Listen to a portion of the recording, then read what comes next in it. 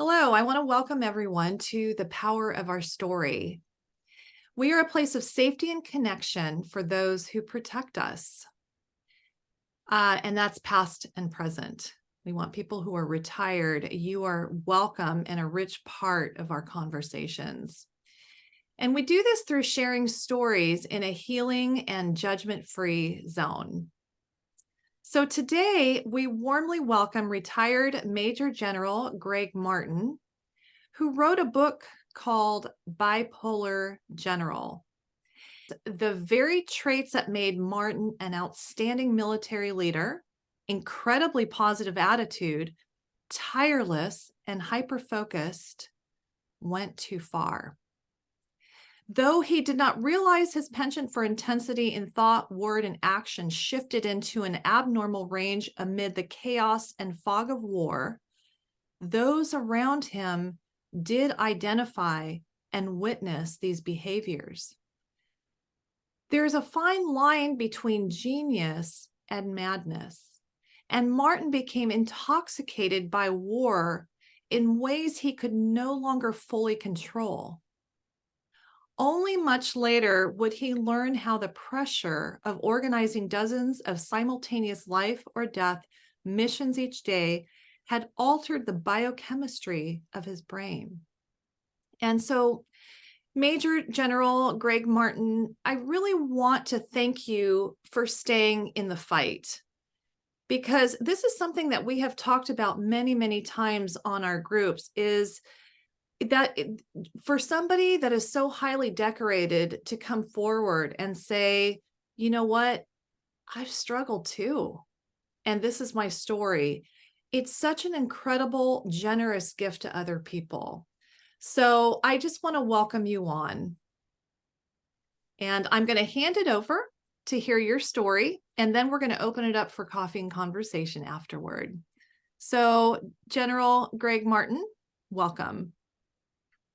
Thank you, Sara, and thanks to the audience, everybody who's here participating in this discussion. It's really a great honor and a privilege, so thank you very, very much. Hello, everybody. I'm Gregg Martin, Major General, U.S. Army retired, and grateful bipolar survivor, thriver, and warrior. I'm fortunate to have achieved big things in my life. West Point, Army Ranger School, 2 master's degrees and a PhD from MIT, 7 sub-3-hour marathons, including a 236, successful Army career, including leading 10,000 soldiers in combat during the assault to Baghdad, and a year of savage guerrilla and counter-terror warfare in Iraq. Promotion to 2-star general, happy 40-year marriage with Maggie, 3 terrific sons and a grandson, and most recently, publication of my book, Bipolar General, My Forever War with Mental Illness. And it covers my life and experience battling bipolar disorder that will at once shock and terrify readers while inspiring, educating, and saving lives. Much of this success I mentioned is because of, and only sometimes in spite of, living with a bipolar brain and on the bipolar spectrum. And again, that's worth repeating. Much of my success is because of bipolar disorder. It helped me a lot until it went too high, and then it took me down. The advantage of my bipolar disorder was that my brain produced and was flooded with excessive amounts of powerful natural chemicals, such as dopamine, giving me an extra boost of energy, drive, enthusiasm, creativity, problem-solving ability, positivity, and the like. This provided me with a physiological advantage for years. In short, my bipolar brain helped me until it went too high, and then it didn't. From soldier, my career now is passionate mental health advocate. I've lived on the bipolar spectrum since at least high school in the early 1970s. And of course, I didn't know that until recently. My diagnosis is bipolar disorder type 1 with psychotic features, and then less serious PTSD and anxiety disorder. But the big one is bipolar disorder and psychosis. And psychosis can be either hallucinations or delusions, and I'll touch on those in a bit. The bottom line of my story is I had very successful service, then a mental health crisis, recovery, and now I'm in the phase of a new life, building and continuing to reconstruct my life. It's important to know that bipolar disorder and other mental illness are real, like diabetes or heart disease or cancer. It's not due to a lack of willpower or a lack of character, so no one should ever blame the afflicted person. Bipolar disorder can strike anyone, and the same with all other mental illnesses. It can strike people who are young and old, rich and poor, educated and illiterate, janitors and CEOs, privates and generals, male and female, all races. The worst cases of mental illness and bipolar disorder in particular, if they're not treated, often lead to ruined marriages, families, careers, finances, and then on to homelessness, addictions, prison, violence, suicide.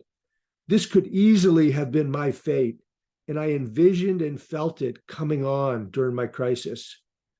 I am actually very fortunate to be alive, and a number of doctors have also told me during the real most intense period of my bipolar crisis, I'm very fortunate I didn't die of a heart attack or a stroke, as well as suicide. So that's the bad news. But if treated and managed, a person can live a healthy, happy, purposeful life, which is where I am now, thankfully. The knowledge you gain in this talk could save a life, maybe your own or someone you love. My life mission and purpose now is sharing my bipolar story to help stop the stigma, promote recovery, and save lives. In a word about stigma, that's the biggest single deterrent for people getting help because they're embarrassed or ashamed.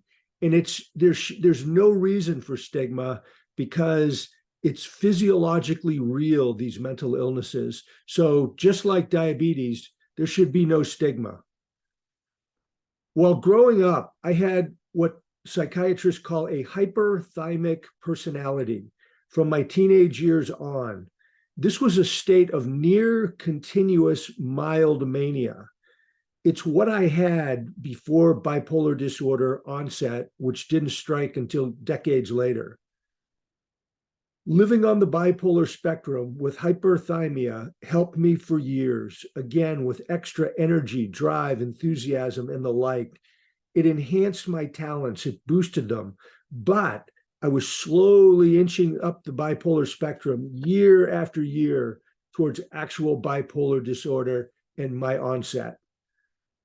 Let me touch a bit on my Army journey. The reasons I joined the Army were that I had a family tradition of military service, and West Point was the best college education I could find. And the Army offered great opportunities for service, adventure, travel, great people, danger, an important mission, fun, and more.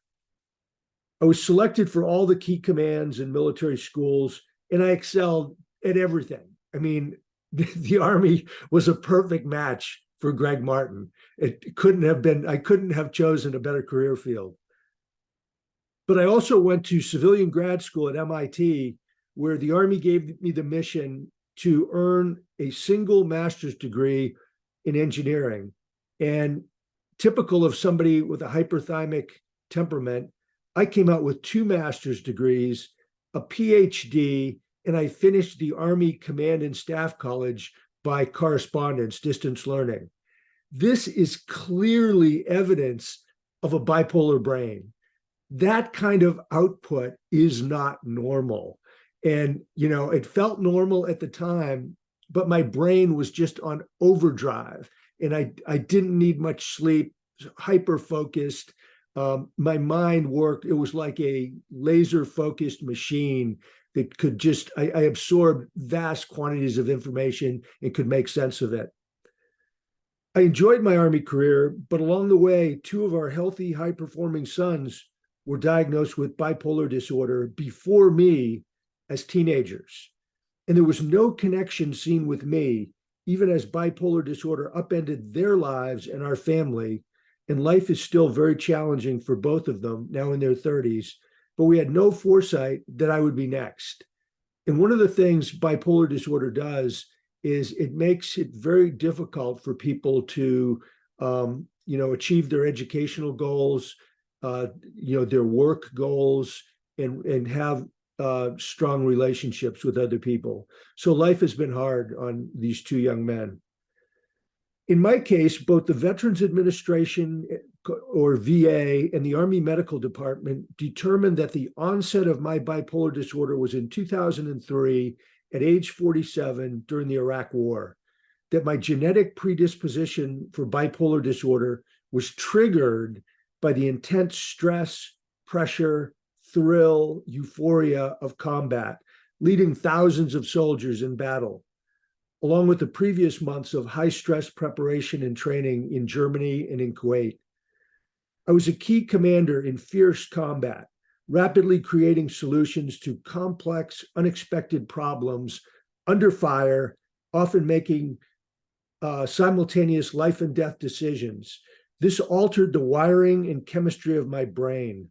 I shot into my first real mania when we attacked across the Kuwait-Iraq border, and I maintained that condition for nearly the entire year of combat in Iraq. I felt bulletproof, like Superman. I was euphoric. I enjoyed the war immensely, and by all accounts, performed brilliantly. I did dip occasionally into short bouts of depression and had minor episodes of psychosis, specifically paranoid delusions that people were out to get me. Upon redeployment to Germany, our home base, the thrill of combat behind me, I fell into a 10-month depression, which I sought help for numerous times, only to be told I was fine. But I wasn't fine. I was in the midst of my first full up-down bipolar cycle. But again, even after onset, my bipolar disorder mostly helped me until years later when it didn't. And again, it gave me extra energy, creativity, drive, problem-solving ability, etc. And I was happy and euphoric for the vast majority of those years. From 2003, Iraq, to 2014, my bipolar disorder intensified as I was promoted from colonel to one-star general, then two-star, with 8 different high-intensity, prestigious jobs and physical relocations.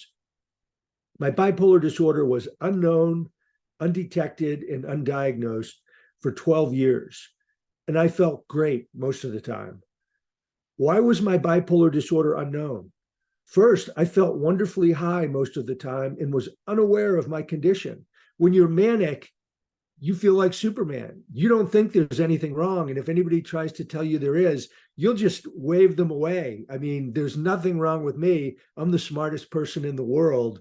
I can do anything. So you're the one who's got a problem. I did report depression 3 different times during those years. And 3 times I was told that I was fine. And those were all misdiagnoses by the doctors. If they had gathered collateral information and talked to family, friends, colleagues, they could have put a pattern together that I was high, manic most of the time, and now I was in depression, but they didn't do that. The second big reason no one detected it was I was a high performer, which masked the bipolar disorder. When people looked at Greg Martin, they didn't see somebody with a sick brain. They saw stars on my collar, combat leader in Iraq, doctorate from MIT. So they couldn't see past that mask of success. Also, people around me were untrained. They didn't know what the basic symptoms of bipolar disorder were. So they were looking at someone with severe bipolar disorder, but they couldn't recognize it because they didn't know what they were seeing. And I also rotated to a new job every year or two before people could identify and pinpoint a problem. Over these 12 years, I entered cycles of higher highs and lower lows with psychosis. But 2014 was the storm. I went into full-blown mania, a state of madness, insanity, I was disruptive, over the top, out of control. I was agitated, angry, full of rage. My brain consumed with delusions and hallucinations and extreme paranoia. I basically stopped sleeping at all for about 3 months.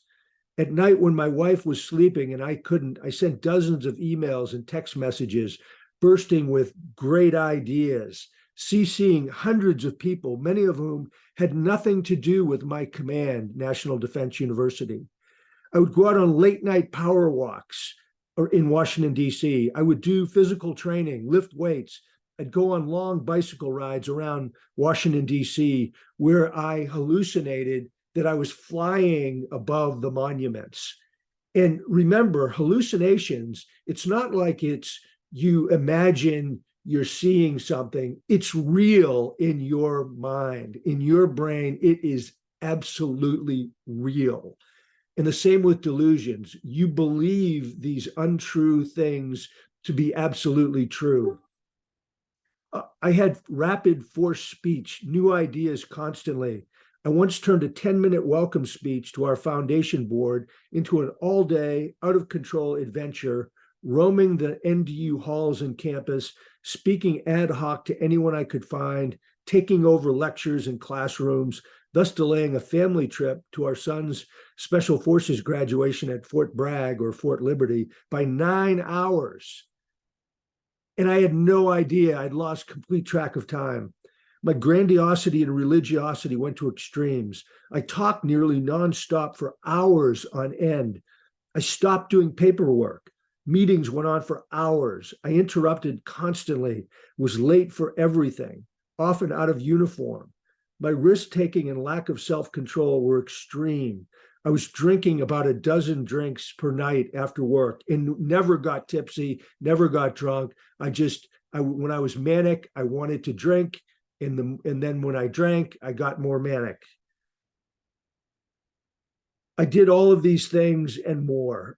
I believed I could fly, was the smartest person in the world, that I and only I held the key to world peace, and was the Apostle Paul in uniform, sent on a mission from God to transform the Department of Defense and to establish an institution which I dreamed up called the Global Security University, for which I nearly bought expensive Washington, D.C. real estate, more than $1 million worth, to house the campus with my own money without discussing it with my wife. And it was just a miracle that I didn't actually sign, which would have ruined us financially, which is also a typical output of bipolar disorder, financial ruin. I saw the Holy Spirit descend numerous times. I saw demons attacking our house, repelled them with Bibles, crosses, and holy water. I did about 30 significant religious events per week across 4 different churches. And now people noticed. People realized there's something wrong with General Martin. And nobody came and talked to me, but it wouldn't have mattered anyway, because I was so manic, I wouldn't have believed them. But they sent dozens of anonymous reports to my boss, 4-star general, which triggered assessments and investigations, ultimately leading to my removal from command of the National Defense University, which was DoD's highest level school. I got a call on Friday afternoon, mid-July 2014, telling me to report to my boss, who was the chairman of the Joint Chiefs of Staff, the highest ranking military officer in the United States. I had to report Monday at 10 a.m. in the Pentagon. In my sick brain, I wondered, will this be a promotion? I had worked for General Dempsey 4 times in the past, and we had a great relationship. I reported to him in his office and saluted. He strode across his office and gave me a big hug. Gregg, I love you like a brother. You've done an amazing job. No one could have done the job you did in just 2 years. I give you a grade of A+, but your time at NDU is over. You have until 5 p.m. today to resign or you're fired. And I'm also ordering you to get a psychiatric evaluation at Walter Reed Hospital. I'm probably the only general in history to be both fired by the chairman in order to get a psych eval in the same meeting. Do you think I was disappointed? No, not at all. I enthusiastically declared, "Thank you, Chairman," and gave him a strong embrace and said, "God put me in this job. He removed me, and now he's got bigger things for me to do." I resigned that day.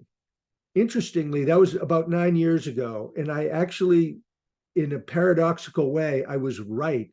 I am now doing bigger things, more important things than I did in the Army. I underwent 3 separate psychiatric evaluations in July 2014. 3 times I was misdiagnosed as fit for duty, meaning no health problems, mental or otherwise, but my doctors were wrong. After being fired, I was forced to retire early and later was hospitalized. With bipolar disorder, what goes up must come down. And I went very, very high in mania. So I then went into incredibly deep depression. Over the next 4 months after being fired, I spiraled, then crashed into a complete breakdown, mind, body, and spirit, from mostly euphoric mania to anger, bitter rage, and paranoid delusions. And then that shifted to hopeless, crippling depression and terrifying psychosis.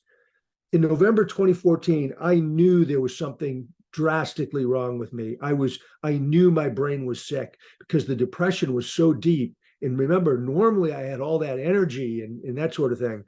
I did an emergency desperation walk-in to Walter Reed and was finally diagnosed properly with bipolar disorder type 1 plus psychosis 12 years after bipolar onset in the Iraq War. Things went from bad to worse. From 2014 to 2016, I lived in bipolar hell. It was at the end of my career in Washington, D.C. Then we moved to New England, but I was in a state of hopeless depression and could barely function for 2 whole years. I was experiencing terrifying psychosis most of the day, nearly every day, delusions of being spied upon, arrested, beaten savagely, murdered in prison, face down on a cold concrete floor, gurgling in a pool of my own blood. I had continuous ideations of my own death. I wanted to die. And remember, these hallucinations of my death, it wasn't like it's make-believe or I'm just imagining this. It was real. I mean, I could feel it, smell it, hear it, taste it. It was horrible. I also saw and felt an invisible force throw me under a speeding 18-wheeler truck, ripping my arms and legs and head off and throwing the bloody stumps off to the side of the road. Or this invisible force would steer me head on into an oncoming truck, killing me, smashing me to pieces. These psychotic episodes happen many times per day, almost all day long. And if that wasn't enough, a giant boa constrictor snake came and visited me every morning. It slithered out of the woods, eyes blazing and tongue flickering, and crushed the life out of me, leaving me incapacitated for most of the day. When I wasn't on my back, staring into space, I often dove onto the hardwood floor, yelling, banging my head on the floor, punching myself in the face and head, yelling angrily at God for ruining my life. Thankfully, my wonderful wife, Maggie, and a devoted friend and battle buddy stuck with me, persevered, and got me into a great VA hospital. My inpatient care at the VA in Vermont was excellent. I had a top-notch multidisciplinary team treating me with medications, therapy, electroconvulsive therapy, and more. But it was still 6 more months of bipolar hell until lithium, a natural salt harvested from the crust of the earth, which saved me. With lithium, I began my journey of recovery. And I call it a journey because I'm in a forever war. There is no cure, there is no end. I must manage bipolar disorder like a chronic disease, which it is. I started lithium in August 2016, about a little over 7 years ago, and within a week, my bipolar depression and psychotic symptoms essentially vanished.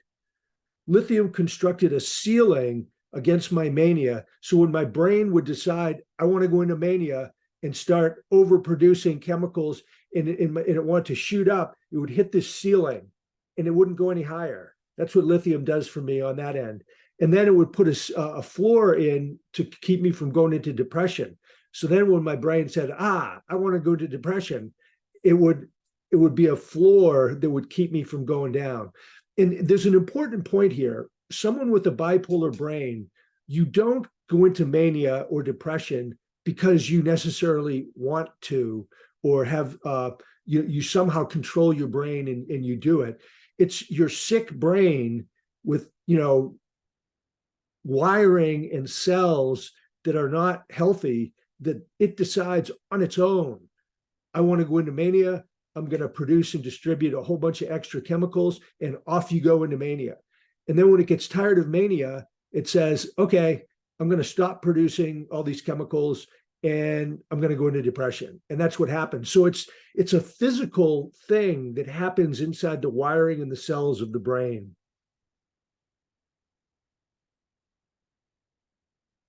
We also moved to Florida. I'm in Cocoa Beach right now for the sunshine, brightness, and warmth. And I could feel the difference in my brain right away. And it's scientifically proven that brightness, sun, warmth does have positive effects for many people's brains. But it took a team to lift me up. My wife, family, friends, medical professionals, they gave me the hope, love, knowledge, perseverance, and faith that I could and would recover, which in bipolar hell, I did not believe because I had no hope.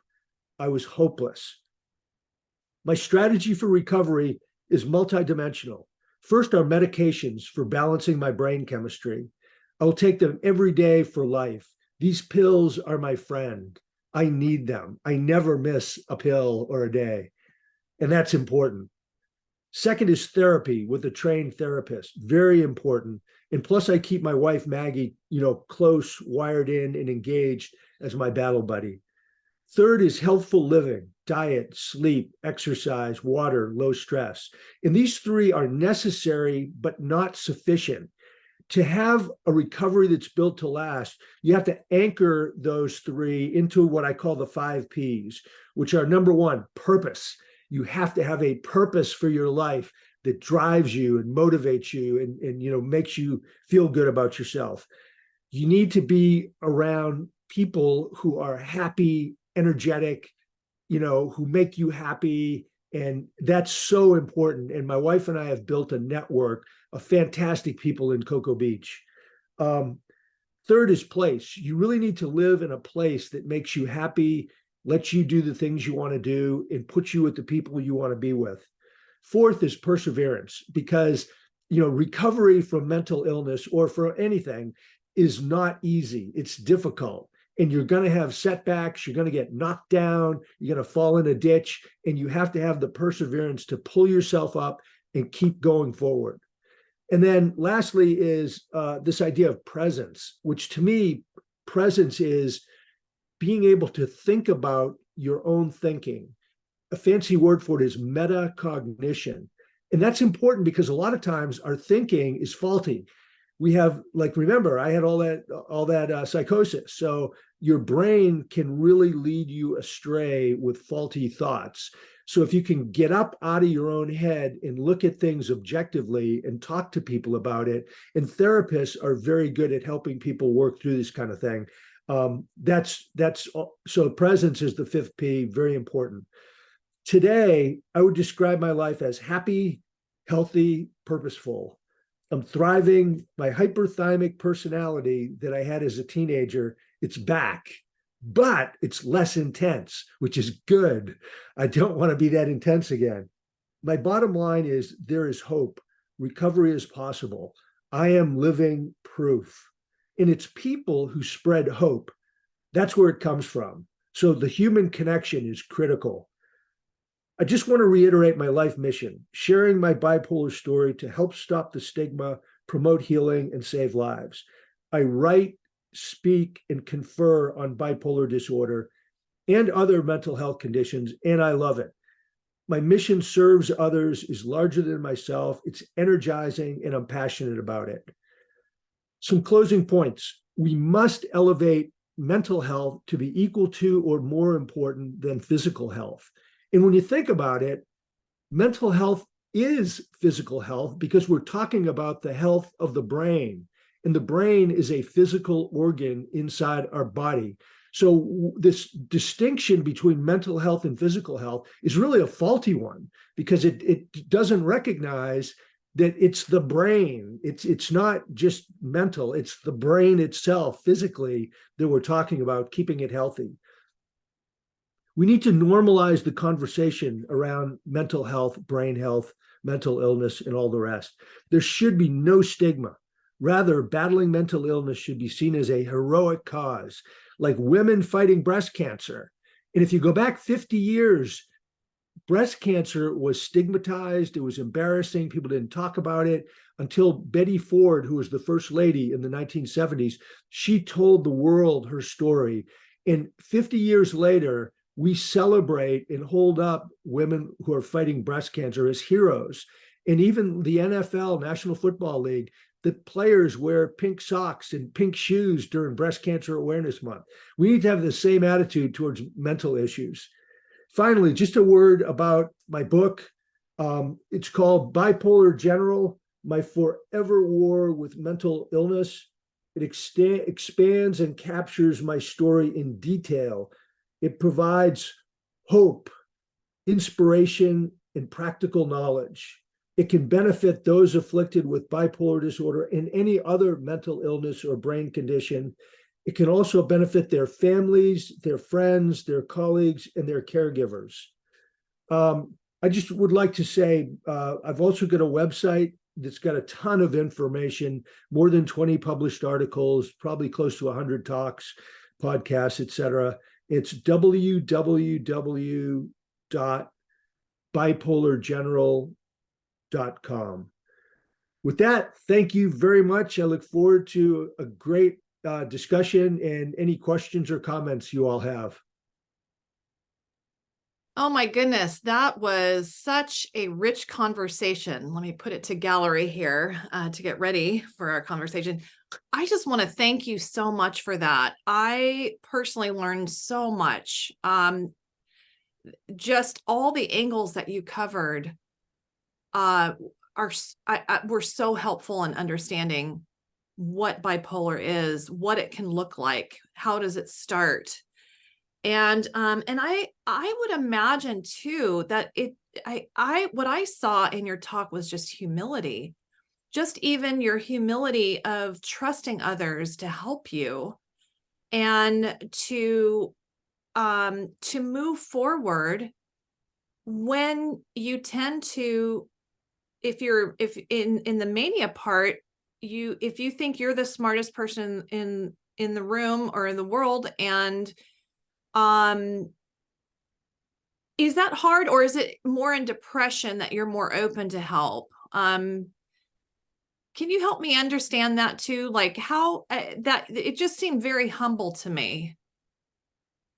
I would say when you're manic and you're in mania, like I described and you mentioned, is you're overflowing with confidence, and you really, I believed I was the smartest person in the world. I believed I held the key to world peace. I believed I was an apostle appointed by God. I believed I had the power to repel demons that were attacking my house. I believed I was flying over the monuments in DC. So when you're in that state of mind, there's really almost nothing anybody can say to you. Even getting fired by the chairman, even that didn't faze me. I was like, oh, thank you. That's great. Now I'm going to do bigger things. And so when you're in mania, that's not a time when you're going to seek help or it's going to make a difference. People's advice and stuff like that really doesn't do anything. But when you're in depression, now you're talking a different picture. Because when I would go into depression, like before my bipolar hell, before the 2 years of intense depression, I would go into depression and I would be low energy, lack of interest, withdrawn, confused, indecisive. I mean, just a terrible state to be in, that was so opposite from how I was when I was manic, that I knew, multiple times, there's something wrong with me. Now, I didn't know I had bipolar disorder. I had no idea about that, but I just knew that in that state of depression, there's something wrong. And I went to the doctor 3 times and said, hey, there's something wrong with me. And they said, oh, no, you're fine. One time they had me take a sleep study, and I had sleep apnea, and they thought that was the problem. And but it was much more than that. I mean, I was in severe bipolar depression. So, and then when I went into bipolar hell, that 2-year period where I just wanted to die every day, I mean, I did not want to be alive. And I had convinced myself that my wife and family would be better off without me. And so I just want to die. And I was very lucky that I had what they call passive suicidal ideations. So active ideations mean you want to die, you develop a plan, and you go do it. And you die by suicide. That's what active ideations do. Passive suicidal ideations are where you want to die, but you're envisioning somebody else or something else killing you. And so, like, I had that invisible force. I had the thing where I was in jail getting beaten. But the danger with passive suicidal ideations is they can morph into active ideations. Then you develop a plan, and then you go do it. And so during that period, I was so sick and so hopeless that I was never going to get better and nothing would ever change. I didn't even want to get medical help. I didn't want to talk about it. I didn't want to do anything. I just wanted to die. I just wanted to lay there on the floor and die. But luckily, I never had the active ideation to kill myself. I never wanted to kill myself, but I wanted to die. And there is a difference. And so that's where other people are so critical. Like this Army battle buddy of mine, a guy named Bill Barco, I wasn't answering texts, phone calls, emails for the better part of 2 years, wouldn't answer them. So he would get a hold of my wife and talk to her, and he had a medical background, and then together they would figure out like a path forward for me that would be helpful. And ultimately the big saver was going to inpatient treatment at the VA. And the inpatient treatment didn't fix me. It didn't heal me. I stayed sick, very sick, for another 6 months until lithium. But what it did is it kind of stabilized me. I didn't go any lower, which is good. I mean, when you're going down, down, down, when you finally hit a point where you stabilize and you go no lower, that's progress. So anyway, yeah, the depression is where you really need the help, and you want the help, and that's pretty much how it worked for me. I appreciate you sharing all that, because this conversation is so important. I have heard many stories that are similar to that when people have struggled with suicide ideation, our military or veterans. And I think people being able to hear your story may really bring to light a lot of things for a lot of people going through this, to really connecting it to the possibility, well, maybe I am living with bipolar. And as you can see, there's a lot of questions happening. So I just want to ask you one last question.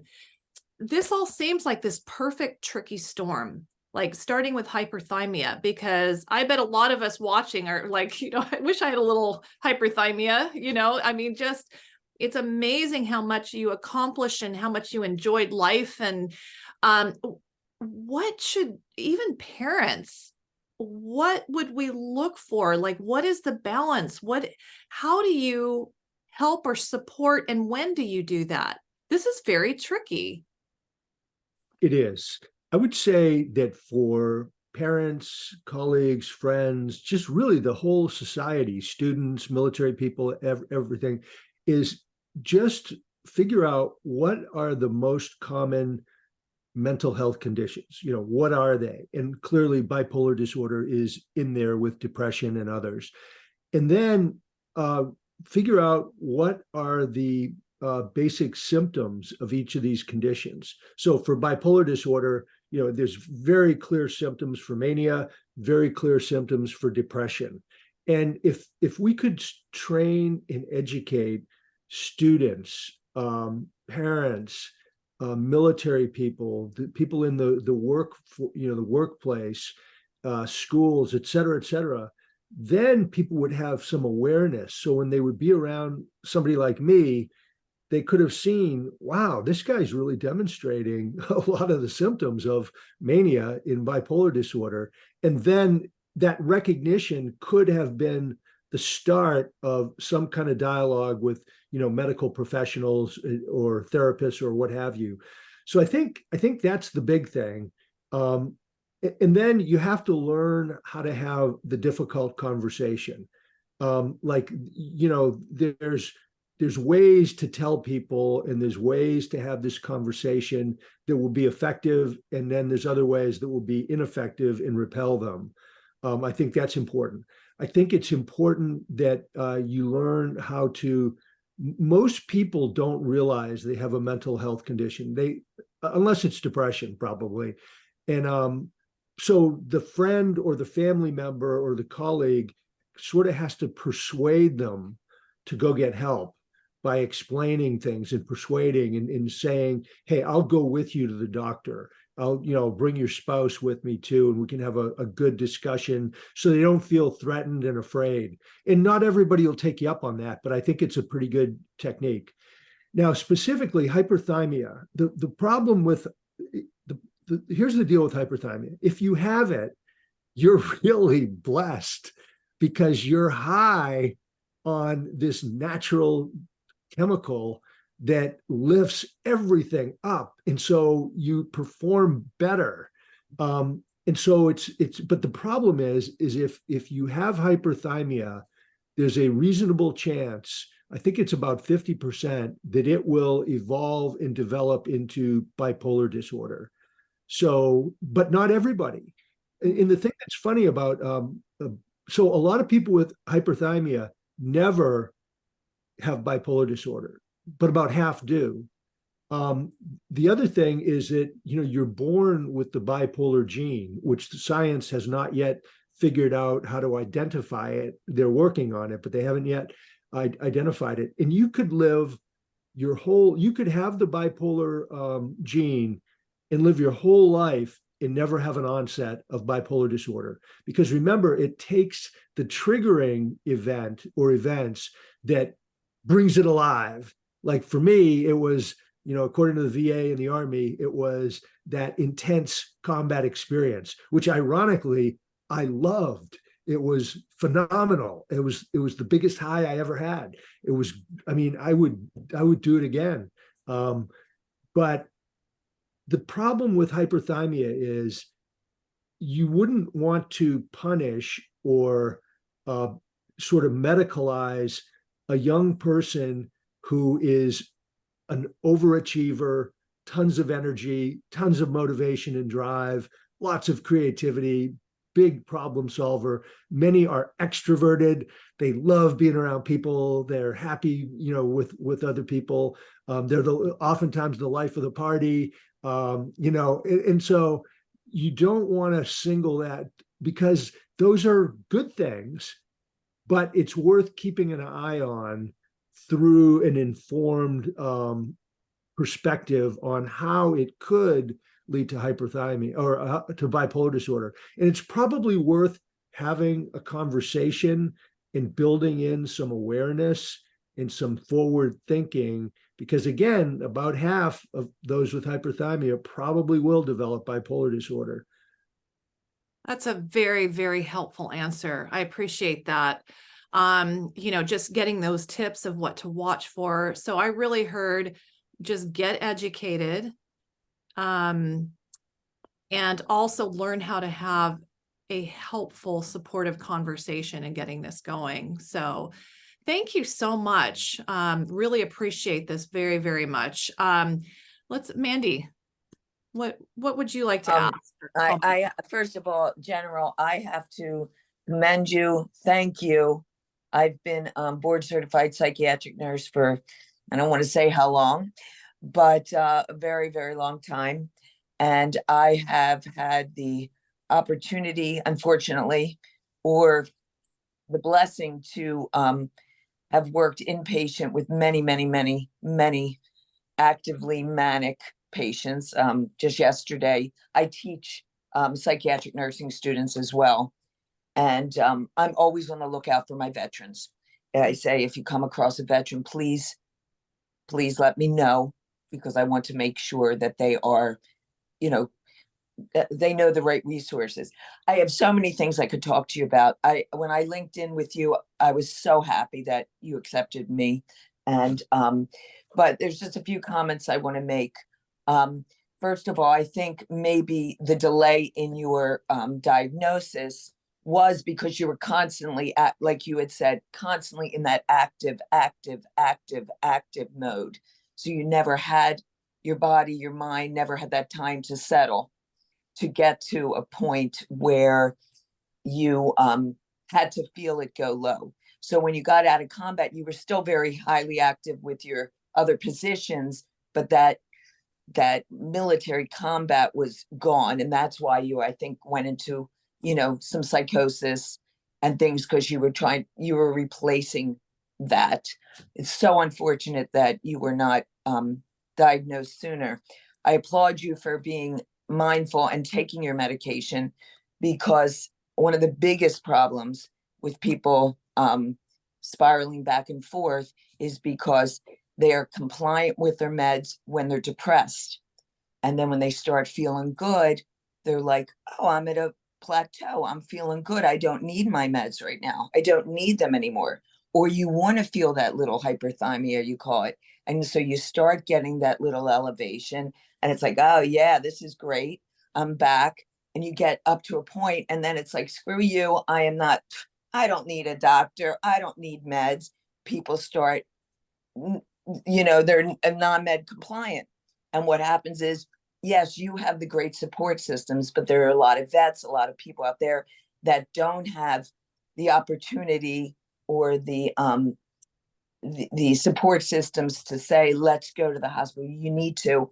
They end up being either 302'd or involuntarily committed, or because they do something that is so egregious manically, like running through the streets naked, or preaching, they're so religiously preoccupied, or their grandiosity, they're so manic, they're spending. And you're so fortunate.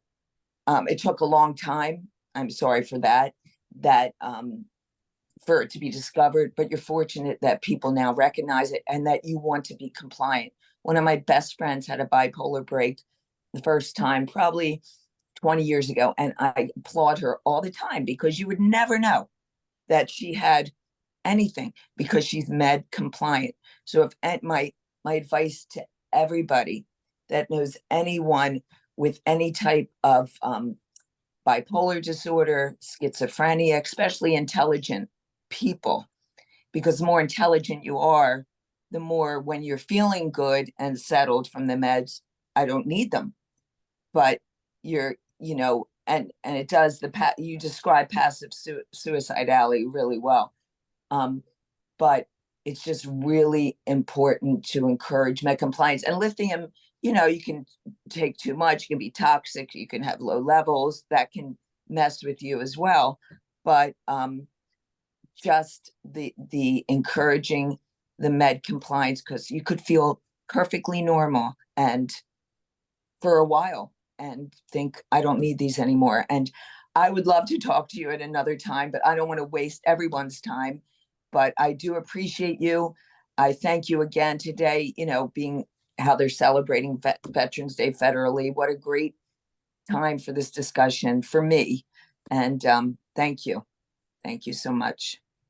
Thanks for those really brilliant comments. And I would love to talk more. And tell me, what's your full name again? Mandy Love. Mandy Love. Okay. Yeah, I'd love to talk to you more.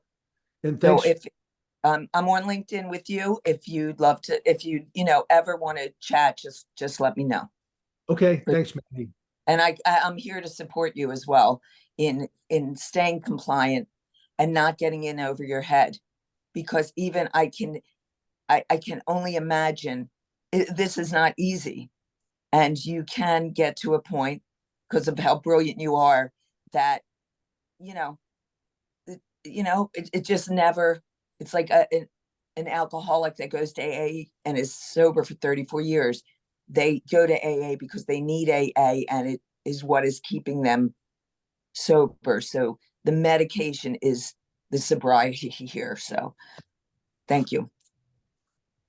Mandy, I also want to thank you too for everything that you did share. It was not long at all. It was really important what you shared. There's a beautiful mother in our community. We were at a football meeting. She gave me the warmest hug, and we were going to have lunch. Next thing I knew, I heard that she had taken her life, and I knew that she had lived with bipolar. Beautiful mother. She was a pastor's wife, so this can hit anybody. And she had weaned herself off of her meds herself, didn't tell anybody, and then I guess hit a very, very low. So we were very heartbroken. I think what you added was really important. So thank you so much. And these emojis, these hand emojis, sometimes go down without any purpose, rhyme, or reason. I think it happened with Brenda. Brenda, you had your hand up. Do you know where you were in line? I think I was next, but my question essentially got answered. And I unfortunately have another meeting in 3 minutes, but I was just curious. It took 12 years to be diagnosed. Was wondering in hindsight if there was a way that it could have happened sooner. You mentioned just having people in your life that would speak up. So I think it was answered, but I can catch the recording if there's more to answer with that. But I really appreciate your time today. Thank you. Welcome. So could it have been caught sooner? I would say yes, because I was already, after Iraq, I was cycling. I was going into mania, into depression. During the depressive periods, 3 times I went in and said, there's something wrong with me. I need help. What's going on? And if the doctors had, if they had gotten collateral information and talked to people that I worked with, talked to my family, I think they would have been able to see that, okay, he's depressed right now, but he just spent the last year in a manic state. And oh, by the way, I started, as that 12-year period went on, I started doing more and more intensely manic things. I'll use the word crazy. I started doing crazier and crazier things with more bizarre behavior. And then, of course, it exploded into a bonfire in 2014 when I got fired. But it didn't all happen at once. I was gradually walking up that line. And I think that during the times I was depressed, the doctors could have gotten a more complete picture of me and probably diagnosed it, I think. And the other thing is, if people around me had said, if they knew what mania was, if they knew what those symptoms looked like, they could have discerned that I was in mania and then done something about it. Even if I didn't believe them or didn't want to do anything, the combination of work colleagues, friends, family members, ultimately your boss, they could have come together at an earlier stage, got me into mental health, and they could have probably had diagnosed it. But and then that could have saved me, years of pain. That 2 years in bipolar hell was absolutely awful. It was horrible. And, I could have died pretty easily during that time, or, killed myself. And so I think it could have been detected and diagnosed early, but people just were untrained in what was going on. Okay, thank you. Thank you so much for that. Thanks, Brenda. Paul. Why don't we let Barry go first? Okay, Barry. Hey, Greg, as an ultramarathon runner, when you talk about a sub 3 hour, I just ended up shaking my head. A sub 2 hour, sub 3. But I want to say, Greg, the one thing you bring attention to is that for so many of us that came out of war, especially from the 70s, we knew nothing about disorder. It just didn't exist. So we banged into life and sometimes made an awful mess. There's a situation, I think, in which disorder has a place because it provides a frame to the journey.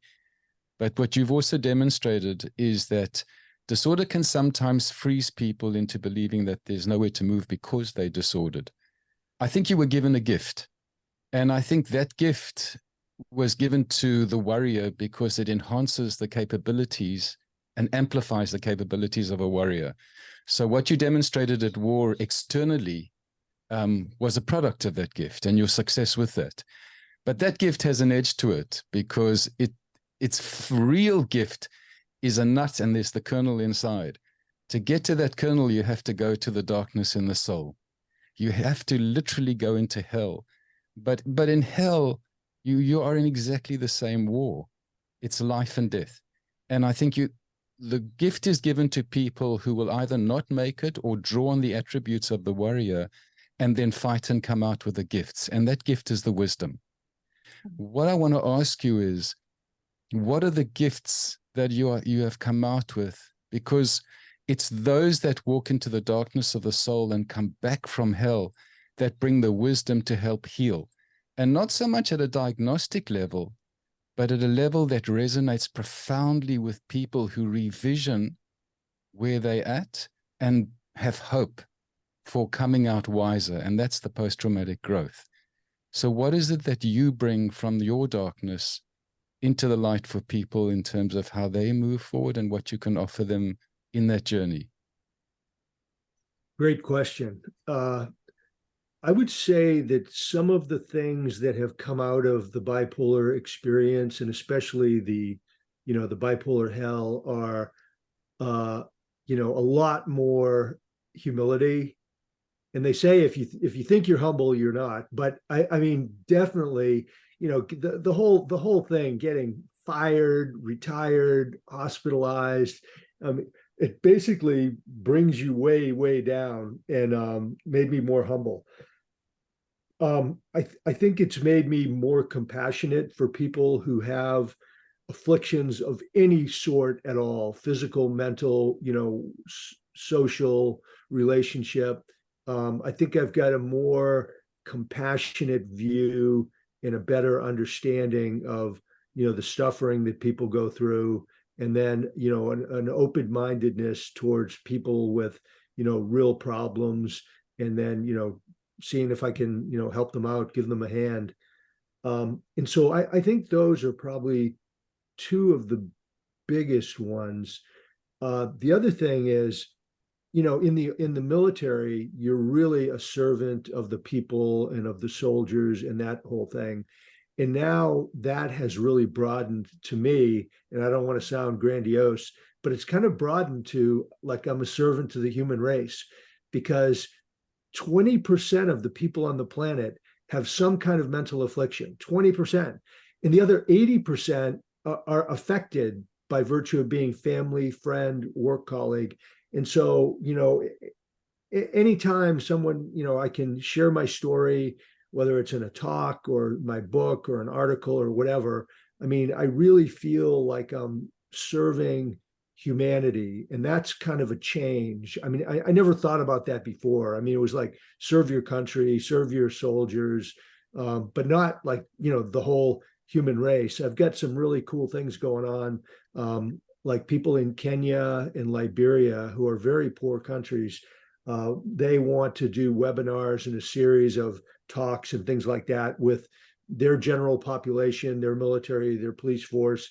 Some people in Brazil have invited me to address a world conference on bipolar disorder. So I'm going to get to go to Brazil and be a keynote speaker. And then out of that came a publisher wants to translate the book into Portuguese, which is kind of cool. And then there's people I'm working with in Australia, the UK, Canada, Mexico. And so it's really broadened my scope.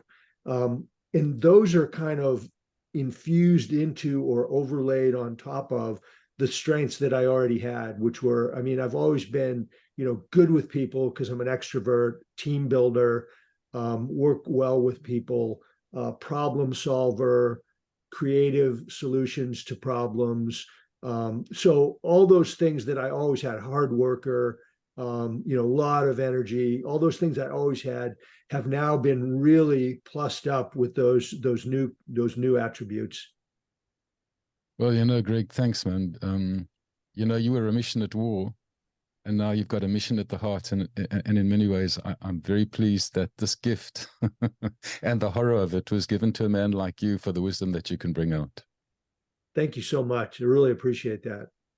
So well said. Oh my gosh, thank you, Barry, for that very deep comment and the response, Greg. And I can't help thinking also that what you told General Dempsey was really the truth, that God had a greater purpose for you. I mean, it's incredible to imagine what can happen with this conversation and with the education and the background that you bring. I'm very grateful that you're here. So well, thanks. You know, what's really cool is General Dempsey, Marty Dempsey, who I'd known for years, and he hired me for the job at National Defense University. Then he fired me from the job, ordered me to get a psych evaluation. He actually wrote the foreword to the book. So General Dempsey, the guy who fired me, he wrote a magnificent foreword. And so I think that's pretty cool. that's very cool. Thank you. And then Paul. General, first off, thank you for having the courage to do what you do. Despite what people might think, it does take courage to become vulnerable and to expose all of the circumstances that you have described in your presentation today. I will start out by telling you that I too take lithium, but for a different reason. I have benign tremors, and the lithium mitigates those, doesn't eliminate them, just mitigates them. They express themselves in my head and in my hands. And the result is that my handwriting becomes so sloppy sometimes that even I can't tell you what I wrote. And so I guess my question regarding lithium is, are you familiar with lithium orotate? No. Okay. I would be happy to send you a link with some videos to watch and the link to Amazon. The orotate allows the lithium to go from the bloodstream into the brain cells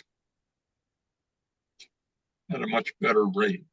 And it is that transition from the blood to the brain cells that really has an effect for me. And so I'm happy to share that. I've been taking it for probably 10 years. Okay. I'm a little older than most, and so 10 years is only a small part of my life. But the next thing that I want to ask, and feel free not to answer this if you don't want to, I got a sense that you became a prisoner of your own body. And the reason that came up is I had a good friend who was the operations officer at the Naval Academy. And he came down with palsy, cerebral palsy. And just before he passed, I was in his hospital room.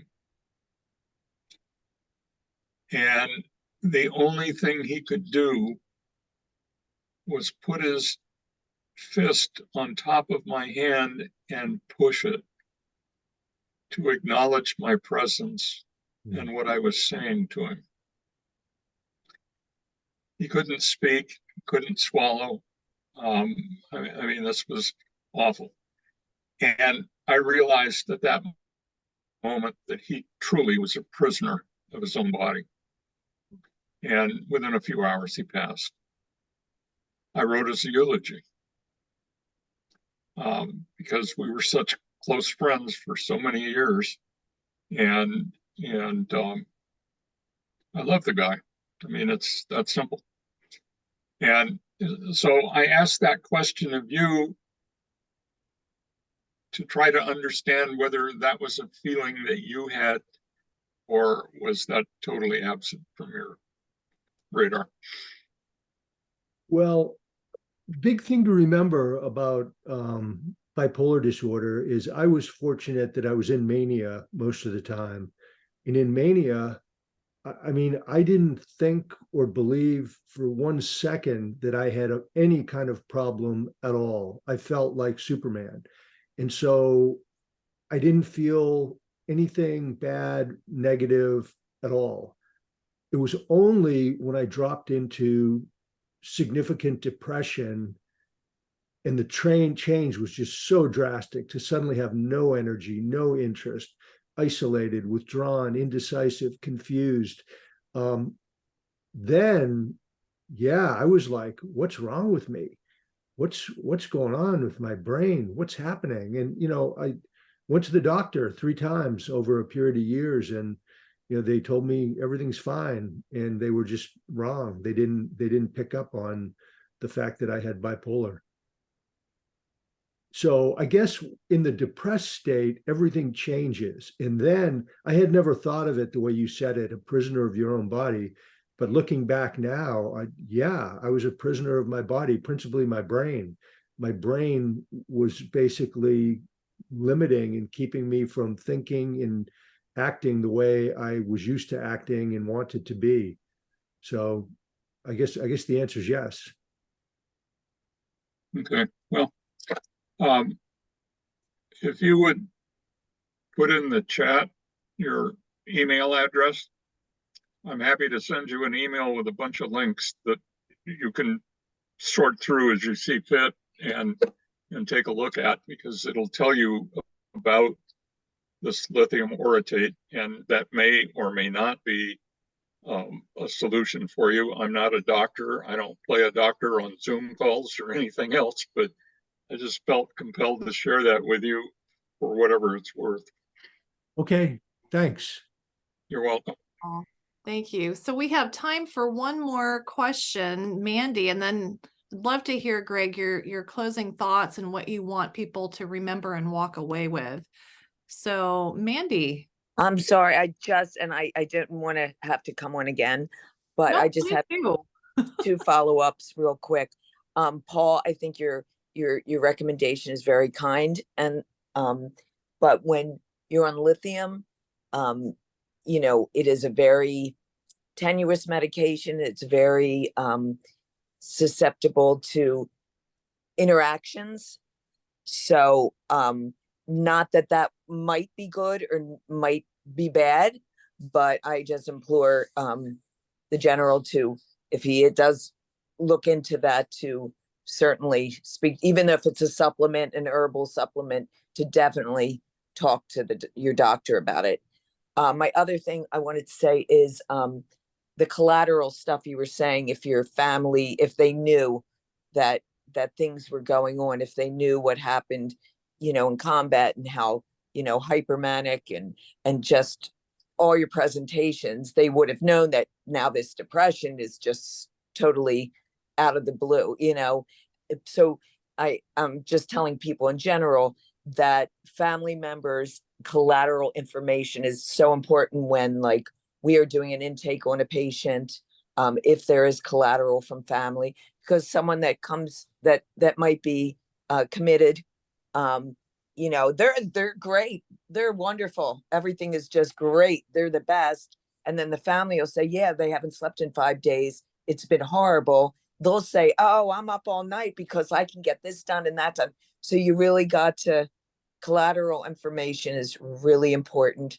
I could just stay on this all day and just listen to you, General, and I'm just so grateful that a man of your caliber, not that you've experienced this, but that you are you know, the world does allow for this now to be a lot more talked about, but that you're respected so highly that you said the person that hired and fired you wrote the foreword in your book.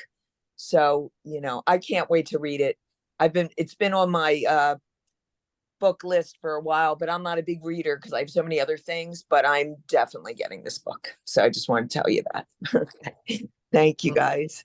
Yeah, thank you. Thank you so very much. I really appreciate it. And let's definitely keep in contact. And the stuff you said from your background as a psychiatric nurse is really profound, and you have incredible depth of knowledge. So thank you so much. Yeah, thank you, Mandy, for that. Really great. Thank you. Yeah, and I feel the same way too as Mandy. Just I think what you're bringing again to the world, I just have such a deep appreciation for. So, Gregg, thank you so much. And what do you want us to walk away with? What do you want us to remember from this talk? Anybody can come down with bipolar disorder or any other mental illness. So anybody can come down with it. The outcome is either going to be positive or negative. If the person does nothing and does not get treatment, it will very likely destroy their marriage, their family, their career, their finances. It will probably lead to addictions, homelessness, prison, violent encounters that could lead to death or suicide. So that's what's going to happen if they don't do anything. But if they do take action, and however they get to the doctor and to the professional medical people, that could be persuasion, it could be getting ordered like General Dempsey did with me, it could be any number of ways. But if they can get in and get professional medical help, I mean, there's, you know, loads of wonderful experts like Mandy who really know what they're doing, and the success rates for dealing with and treating bipolar disorder and other mental illnesses, the success rate is quite high. If the person, you know, it can be slow. Sometimes it takes years to diagnose properly. Sometimes it takes years to get the right combination of medications. But ultimately, if you stick with it, with these, you know, doctors, you can begin the road to recovery. And then recovery is not easy, but, you know, many worthwhile things aren't that easy. But if you hang in there and are compliant and take your meds and do the things that I talked about earlier, healthy living, therapy, the 5 Ps, you can live a happy, healthy, purposeful life. And so the choice is ours to make: destruction or health. So I think that's probably I think that's probably the main thing I want to take away. And I would say that if you thought the talk was interesting, the book just is full of details. You know, it goes into much greater depth. And I mean, there's a lot to learn. And I guess my final thing is inspiration and hope, which generally come through other people. I really believe, you know, God uses people to deliver good news, hope, inspiration, courage. And so keep hope alive, even when you're in the absolute darkness. Like I had given up hope, you know, shame on me, but I'm just telling you the truth. But people rekindled it in me, you know. My battle buddy and my wife, they got hope and inspiration going.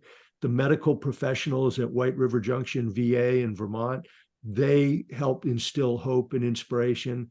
And so I think that's really, really important, is to always be open for that hope and inspiration. This is pure gold. This is so helpful. I'm so grateful. And Gregg, tell us how people can get in touch with you. I put in the chat, my email address is greggmartin79@gmail.com. And then my website, which is just chock full of information, is www.bipolargeneral, one word, So bipolargeneral.com.